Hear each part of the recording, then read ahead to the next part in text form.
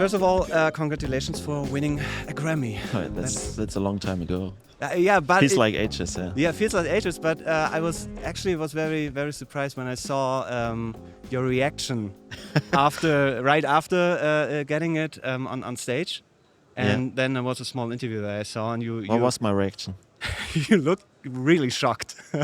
I was shocked. So I mean, I never expected to win this. I mean, for us, it was just we flew to LA, just a couple of nice holidays, and we ended up winning the Grammy. That was like totally unexpected, totally surreal for some reason. So I mean, even being nominated was crazy. So, but now I won a Grammy, yeah. Yeah, I mean, but do you remember the moment when you get like the nomination? Yeah, sure, I do remember. It was in November, and my manager called me late in the evening, which he usually never does. So that's why I thought, okay, something urgent is going on. And then he told me, yeah, you're nominated for a Grammy in category Best Remix. And I said, yeah, you're kidding. That's definitely not true. And then I Googled it, and he was right. And I said, okay, that's cool. But at this, I mean, it was like 10 or 11 in the evening, and I was about to go to bed. And I said, okay, it's cool, but let's see how far we can go. And then I went to bed. Next day I woke up and I had like 10 million WhatsApp messages. Like everyone went crazy. Yeah, congrats for the nomination from DJ colleagues, from friends and families. Okay, maybe this is something special. And then I realized over the next month how important the Grammy. I mean, I'm from Germany, so the Grammy for me was a total American thing. I don't know anyone in Germany who won a Grammy, apart from, I mean, Kraftwerk did, and of course, but in my music scene, it's not common to win a Grammy. So it was usually American. So that's why I was checking the nominees. Okay, they're me and one British guy, and the rest was American, I think. And I said, okay, I won't have a chance. So for me, the winner or the biggest chance had Terry Hunter, who remixed Beyoncé. I was pretty sure he will win it, or maybe Kate Renata, but definitely not me. But what does it mean to win a Grammy for you? I just don't know. I mean, I'm still trying to find out what it means for me personally, for my music career, I mean, it was never on my bucket list. I never had the dream when I started making music. I want to win a Grammy. It was never on my list. So that's why I looked shocked when I won it, and I had to go down to the stage to talk about winning a Grammy and how I feel about it. I haven't prepared a speech, and it still feels like, I mean, it's now placed in my studio, and every time I've been in my studio or I go to my studio, I see it and I'm like, okay, it's quite cool, but I still don't know what it means to me, and I'm trying to find out. So we try to stay on the music side. I mean, of course, we got loads of requests, loads of remix requests. I try to stay cool. I think I did even less remixes this year than last year. I just don't want it to make any mistakes, or just now take all the remix requests and end up just floating the world with Purple Disco Machine remixes. For me, it was all about quality over quantity. So that's why we just did 2 remixes this year. So yeah. Yeah, but that was actually my next question, if anything has changed with the Grammy. So if you said it was never a goal to win something like that, but now it happened, now you have to deal with that. I mean, it definitely changed a few things, especially in America, that you're now on the radar from big A&Rs, from artists. Now, I mean, get invited to LA to write with Max Martin, for example. What I did this year was just happened because now they know who I am. I'm not just a guy from a city they just can't pronounce, and in Germany who's making disco music, which is more or less successful in Europe, or in the rest of the world as well. But so now I'm on the radar, and yeah, it's cool to work with those artists as well. So that's, I mean, for me, it's the next logical step, personally, to explore writing with other musicians, artists, with bigger artists, write for other artists as well, ghost write for other artists. So this definitely changed. But for Purple Disco Machine, we try to stay calm and just follow our ID and don't go crazy and just confirming everything we got in. Just mentioned follow the idea. Can you specify that a little bit more? Because I've read a very nice comment on, I think it was, which live performance? Peruka will, and some comments said, why I like Purple Disco Machine is that he brings different generations together. Not just different generations, also, I mean, for me, the most important thing also as a DJ is the dance floor is like, it's like in the church. So it's a place where everyone is equal. So no color shit, no religion shit. So everyone is equal on the dance floor. This is to connect everyone, share the same passion, same love for music, for disco, and that's why I'm trying to make this kind of positive music. So we have a lot of shit going on in the world. So we need some positive stuff and to escape from your reality. Maybe if it's just for 90 minutes or for 2 hours to escape from the reality, from your daily issues. And that's the main approach for me as a DJ and also as a producer. And of course, I mean, I realize now I play concerts and not just DJ gigs in nightclubs from 3 to 5, but we also start playing headline shows, DJ concerts, and of course I realized that the average age is not 30 to 50 anymore. It's like 10 to 80, and so which is quite cool. So obviously everyone's got a connection to this kind of music. Yeah. It's pretty amazing when you look at the crowd when you're on a set. Yeah. And everybody's smiling and you see this different kinds of people out there and everybody's Definitely. That's why I love playing live, and that's what I missed most during the pandemic.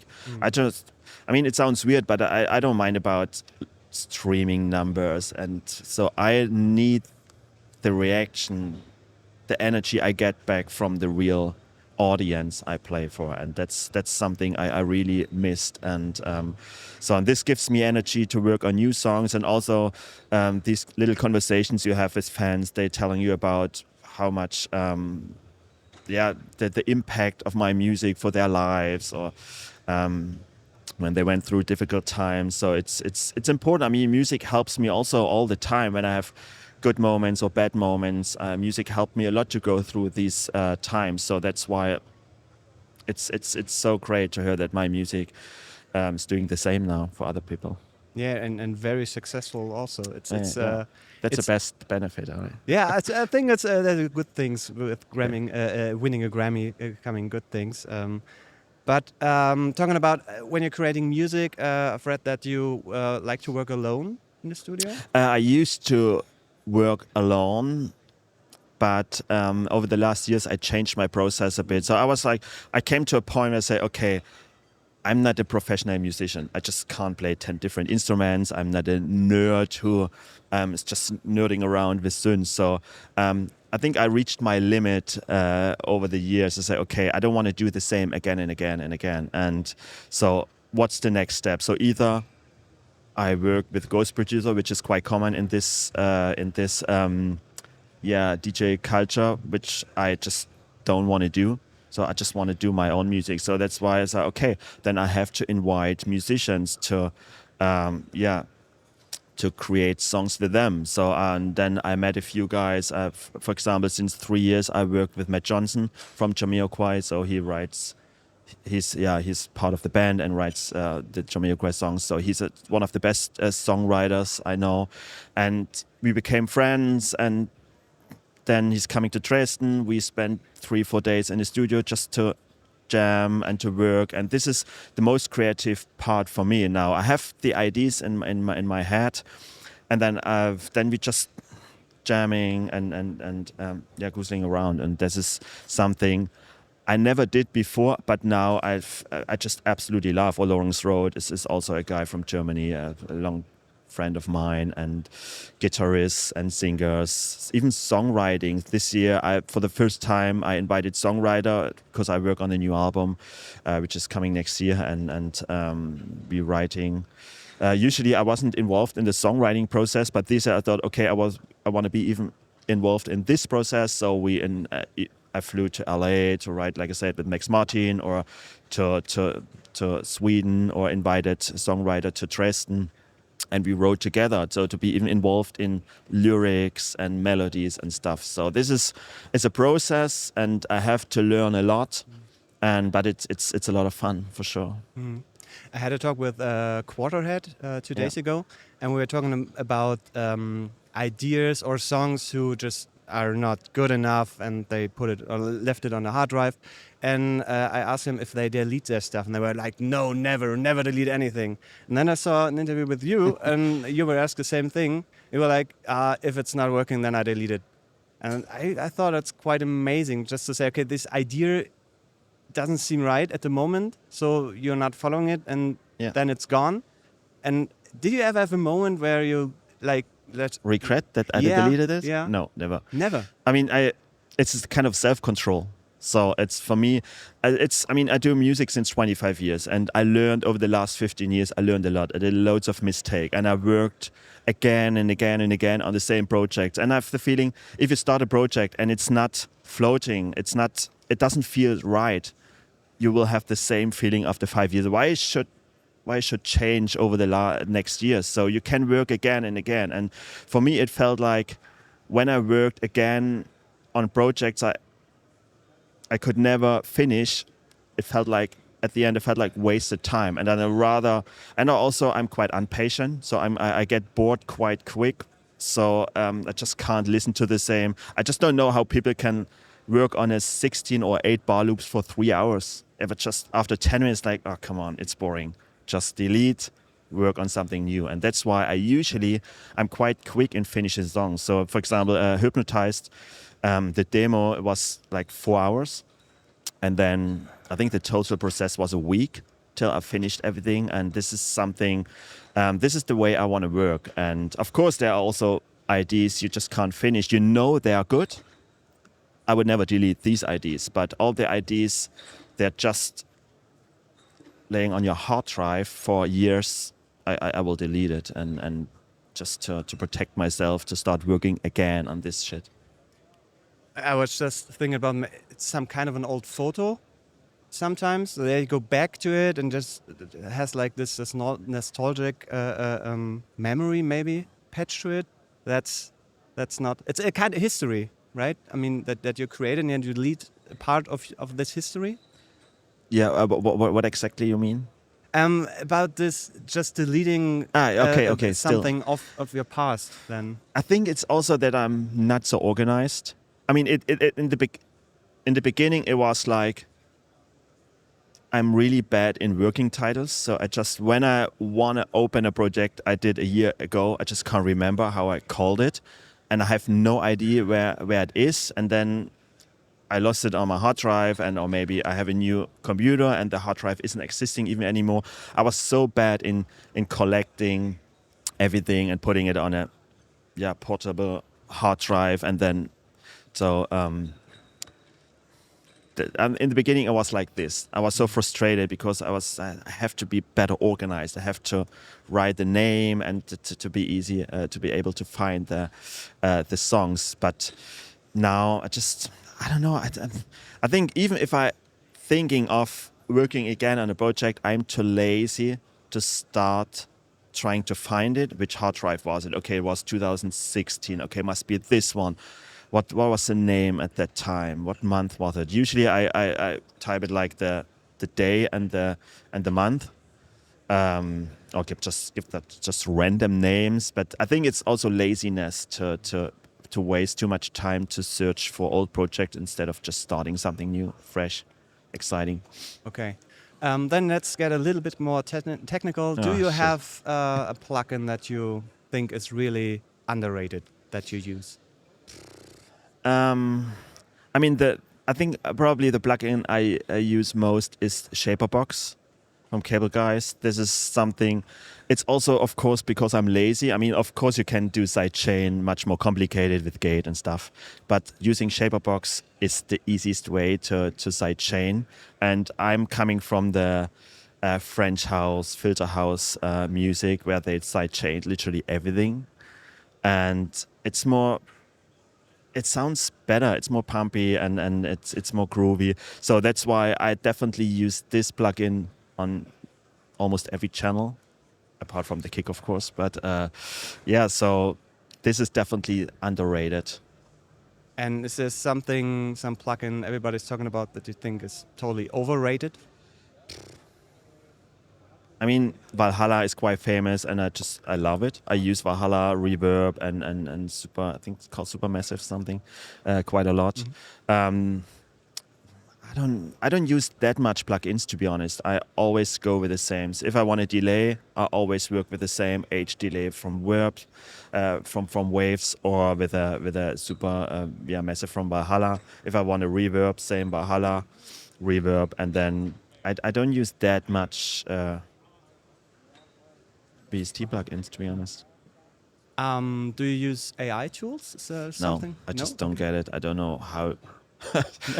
Sometimes I think, this could be a nice idea. Just I have no idea how to do it. So even searching for the right website would just no. How do you find new plugins? Something.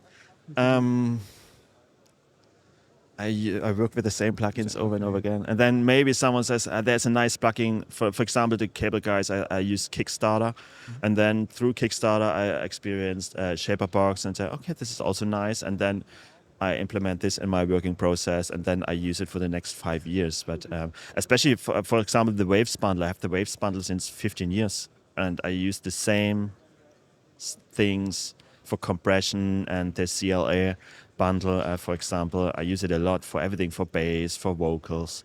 That's something I try to stick on my routine, because for me, what I found out is as well, when you're in a creative process, you need to be quick, and everything what takes you away from the creative process, what takes too much time to think about, to find the best plugin, destroys my creative process. That's why when I'm in the creative process, I work with the same plugins. I know how to work with them, and that's why the easiest way is the best. And then sometimes I think, okay, when I finish the project and when I do the makeup, I change it to the better one, or then maybe I work again on the delay, but I usually never do.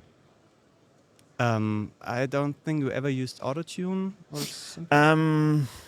Sometimes, but more for vocoder stuff and not to correct vocals, because I work with good singers. Okay. Yeah, no. I'm not a big fan of Autotune. I mean, I love Autotune since Cher invented it. I mean, I was obsessed, but then I was a bit bored, because especially in the hip hop stuff, everyone used Autotune. I was like, come on, guys, you can do better, and that's why. I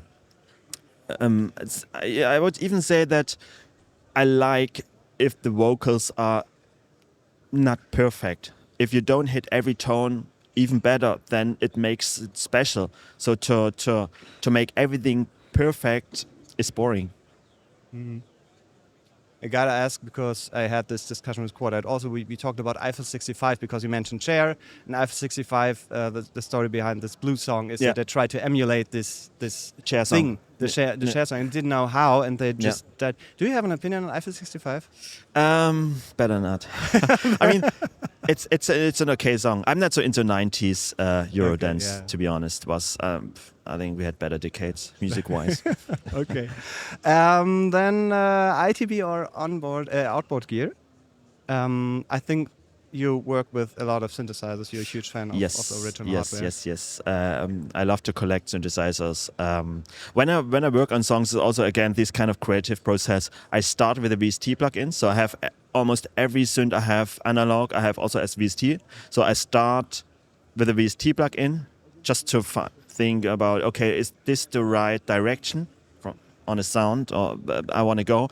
And if I found the right sound, I say, okay, this, for example, the Prophet 10 or whatever, and Juno 106 is the right thing, then I will go to the analog and just to redo in an analog way the sound and to get more kind of a more organic, warmer feeling to it. Cool. I think I'm gonna hand it over to the audience. Thank you so much for the Thanks, answers. Really thanks. appreciate it. So if you, Nice question. thank you.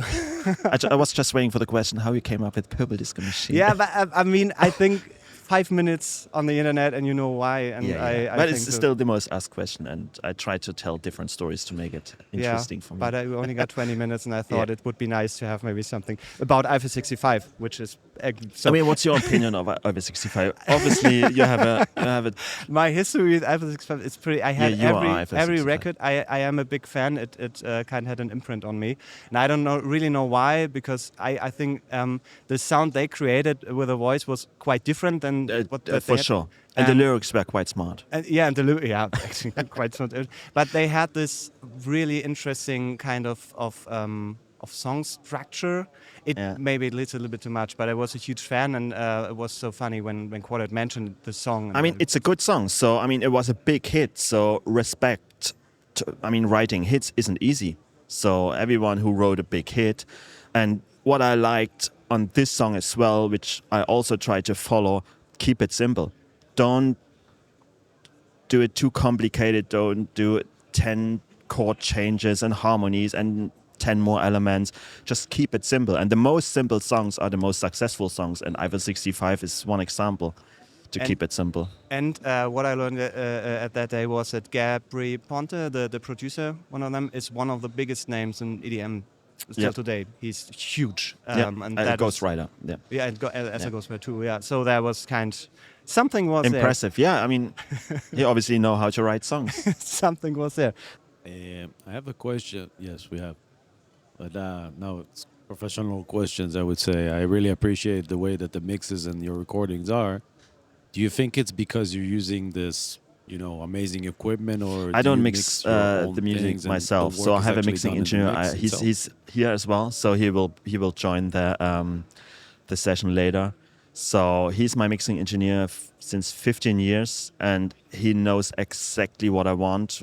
And I'm not the right guy for mixing. So I wasted so much hours trying to EQ things. What I found out for me is if you have to EQ or adjust the sound as much as possible, then it's obviously not the right sound for the song. I think the best sound in your song is which you don't have to EQ, or you don't have to put 10 effects on it, which works completely dry. This is the best sound on a song. If you have to tweak it, and then it's you should try something else. But of course, mixing is quite important, and that's why I use the best mixing engineer I know personally, instead of just mixes by myself. Was there an exact moment in your career where you thought to yourself, "Okay, now I'm No, a professional. not and at all. I can say I'm that." still or was it thinking like, was I'm there just a one pretender. moment, or no? Literally, every time I say, I mean, especially here now. I mean, I'm doing the masterclass later, and I'm pretty sure every second single person in the room will be more technical. Or have more technical background, can play more instruments than me, and I still think I'm pretending. But at the end, I found my way to produce music. Maybe it's not the right way, but I don't think I'm a professional. I'm still a kid, just love making music and trying to figure out how to. That's To a do good, it. good speech for the next Grammy. Yeah, Good. that should be. But I only have 50 seconds left. Yeah, then And you it took gotta- me like 10 seconds to go down. That was my problem. And I heard the music already. So, okay, you have 2 seconds left. So just thank people. And then I looked up and saw my wife. So I thanked my wife and the manager. They're the people I saw. And I had wanted to thank so many people, but I totally forgot. next But time. Next time. Yeah, next time, definitely. Hi. Yeah. As far as I recall, you started quite early with this disco 80s style music, and then others followed. How did it come? Or where did the idea came What, from? to work on Woke the up produced and you music? thought, Or? oh, 80s style is in again, or? No, Yeah, I yeah. mean, I always you did. produce music. I always and did it was disco, and kind of this I was like I had disco another 80s style, project which before it was wasn't called Stereo before. Funk, and I started Stereo Funk also with the same kind of music. Was beginning of 2000, end of 90s. Well, when this French house and filter house were big. So Daft Punk, all these guys, also German guys like Boris Lugosch, Musti had their biggest hits. So I started producing music at that time, also with disco house. So I sampled my favorite disco songs. And then over the years, I changed my sound a bit to more kind of electronic stuff because, sometimes you just go with the flow and then the music changes. But I always loved making disco and did a lot of ghost production jobs as well. Pop music and stuff. So, and then end of 2000, I was a bit bored that I stopped this project and started Purple Disco Machine from the scratch to go back to my roots to produce disco music again. And since 2010, I do Purple Disco Machine and kind of the same music. So I went actually just back to my roots to now make the music I started with in 1998, 1999. So this is, and now I'm trying to follow my path and don't follow the hypes. Just follow what I love, what I do, what feels right to me is always good. Hi, Amir aus Zürich. Ich habe mal eine Frage. Du hast gesagt, du warst bei Max Martin im Studio. Kannst du mir mal bitte in Deutsch oder in Englisch? Kannst du uns mal bitte mehr davon Okay. erzählen? Also, also Max Martin war so, dass ich in Los Angeles, also wir hatten Writing Sessions geplant mit Max Martin in Los Angeles in seinem Studio, kam dann über Max Martins rechte Hand, über Rami. Es ist so ein Songwriter, der extrem viel für Max Martin schreibt. Rami und Sly waren so zwei, die wirklich mit ihm arbeiten. Mit denen habe ich dann sozusagen im Max Martin Studio gesessen. Dann kam auch Max Martin mal kurz vorbei. Typisch Max Martin. Also ich habe ihn noch nie getroffen vorher, aber so alles, was ich gehört habe, er kommt halt rein und sagt, oh, das ist cool, konzentriert euch auf das. Und plötzlich waren alle so, ja, nee, wir müssen alles ändern und wir konzentrieren uns jetzt auf das. Und dann 3 Sekunden später ging er wieder raus und alles, was wir vorher gemacht haben, war über den Haufen geworfen und wir haben uns auf diesen Part konzentriert. Und ich glaube am Ende, ich war sehr ehrfürchtig, weil es natürlich auch irgendwie, ich meine, du sitzt halt da in dem Studio und du gehst durch die Räume und da ein professionelles Studio, da sitzen gerade irgendwie welche, die krassesten Hip-Hop-Beats schrauben, dann gehst du in ein anderes Studio und du denkst hier wieder als Pretender und denkst, okay, was mache ich hier eigentlich? Warum bin ich hier? Also, und saß dann ehrfürchtig da und habe versucht, erstmal nichts zu sagen und die erstmal machen zu lassen. Und aber selbst Rami, was ja auch ein krasser Produzent ist, der auch Weekend-Album und sowas alles gemacht hat, du hast sofort gemerkt, so die haben einfach, wie man schnell und effektiv zum bestmöglichen Ergebnis kommt. Er hat die Sängerin wirklich, mir tat die Sängerin dann manchmal leid und ja, da war gesagt, okay, nee, das war falsch, betont das Wort bitte anders und mach und sofort neuer Take. Und die durfte erst wieder raus aus der Gesangskabine, wo jeder Take für ihn passte. Und das ist einfach, ich habe selten so eine krasse Effektivität und Professionalität gesehen. Das muss nicht immer der beste Song dabei rauskommen. Ehrlich gesagt ist es so, dass an dem Song, an dem wir gearbeitet haben, der hat jetzt eine andere Topline gekriegt. Das ist jetzt der Song, den wir mit Nothing But Thieves dann am Ende gemacht haben. Das ist sozusagen dasselbe Backing, was wir im Max Martin Studio geschrieben haben. Also am Ende selbst mit den besten Leuten, wenn es eine Idee gibt, die noch besser ist, dann muss man sich einfach davon lösen und sagen, okay, dann habe ich jetzt 2 Tage umsonst in Los Angeles verbracht. Die beste Idee und Nothing But Thieves mit denen habe ich dann, das war dann einfach, die Idee fand ich dann besser und dann sind wir halt da mitgegangen.